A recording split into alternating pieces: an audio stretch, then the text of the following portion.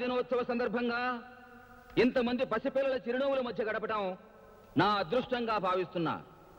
పిల్లలు, మీరందరూ బుద్ధిగా చదువుకొని చాలా చాలా గొప్పవాళ్ళు కావాలని ఈ శుభ సందర్భంలో మిమ్మల్ని అందరినీ ఆశీర్వదిస్తున్నాను.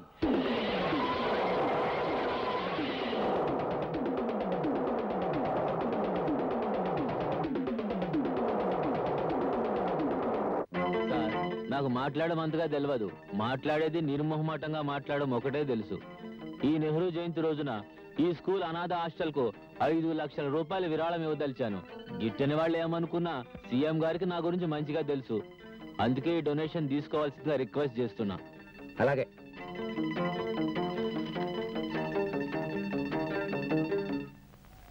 ఇది జర సీఎం గారికి ఇస్తాను.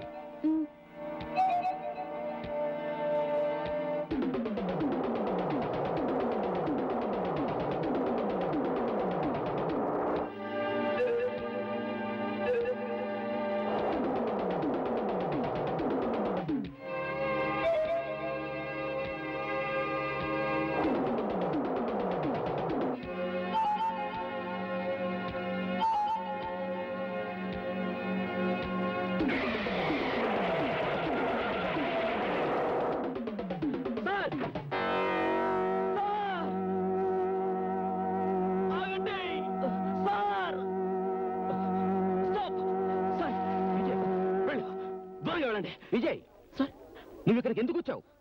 పిచ్చోళ్ళ ఎరుపులేంది? వెళ్ళు. సార్ నేను చెప్పేది విన్నాక మీరు ఇష్టం సార్ చేయండి సార్. ఇందులో బాంబు ఉంది సార్. ఏం చూడలేదు సార్. చూడండి సార్.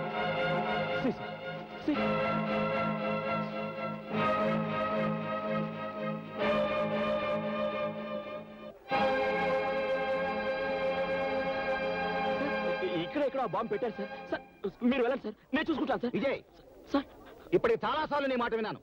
ఇన్స్పెక్టర్, వీరికేదో పిచ్చి పట్టినట్టుంది. తీసుకెళ్ళండి.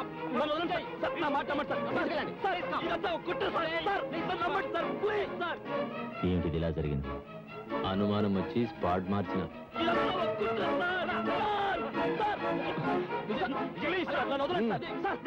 సీఎం గారిని ఫాలో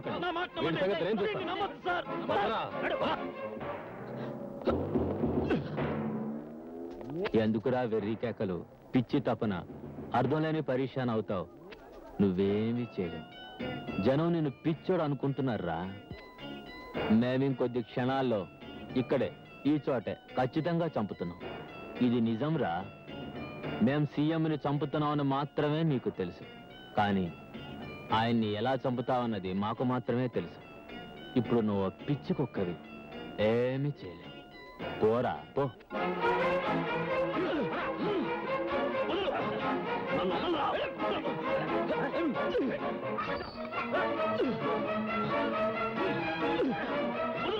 ఇప్పుడు మన ముఖ్యమంత్రి గారు పిల్లల ఆటల పోటీల ప్రారంభ సూచకంగా జ్యోతిని వెలిగిస్తారు.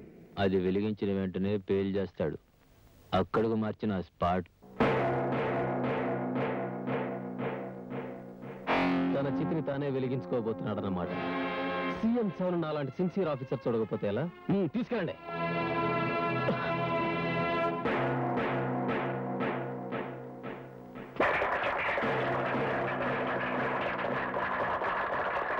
తన చితిని తానే వెలిగించుకోబోతున్నాడు అన్నమాట. తన చితిని తానే వెలిగించుకోబోతున్నాడు అన్నమాట. తన చితిని తానే వెలిగించుకోబోతున్నాడు అన్నమాట.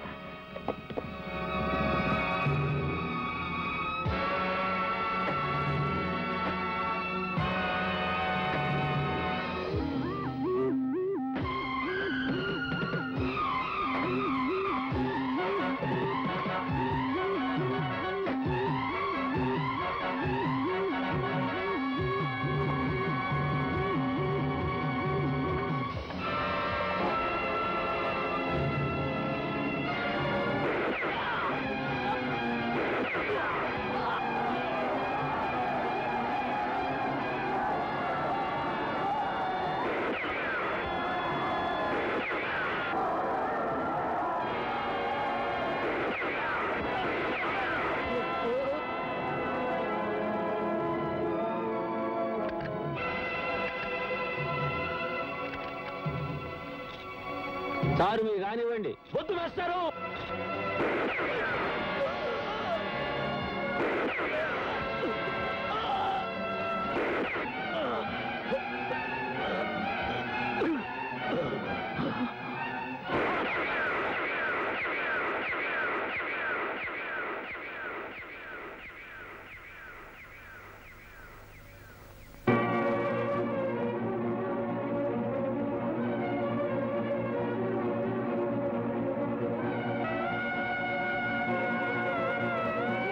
మురగానివా?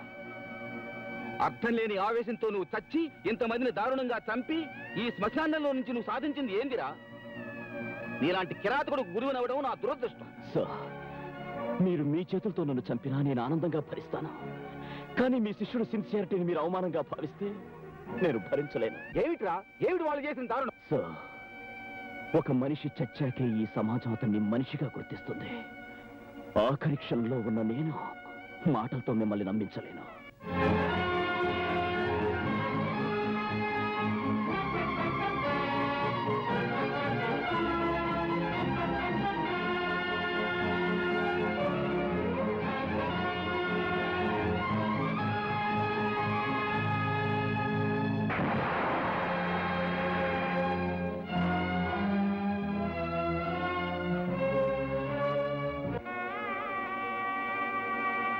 విజయ్, ఏమిట్రా ఈ పిచ్చి ఉద్రేకం?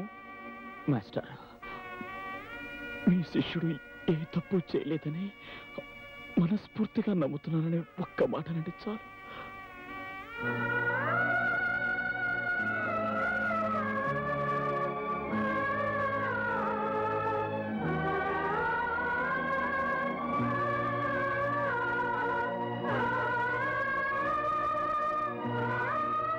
మాస్టరా, ఒక చిన్న కోరిక. విజయ్, ఒకరోజు నేను అనాథగా మీ దగ్గరకు వచ్చాను. ఈరోజు మళ్ళీ నా బిడ్డను అనాథగా మీకు అప్పగించిపోతున్నాను. వాడి బాధ్యత మీదే సార్. Please master. కానివ్వను. నేను బ్రతికుండగా నీ బిడ్డను అనాథను కానివ్వనురా. కానివ్వను.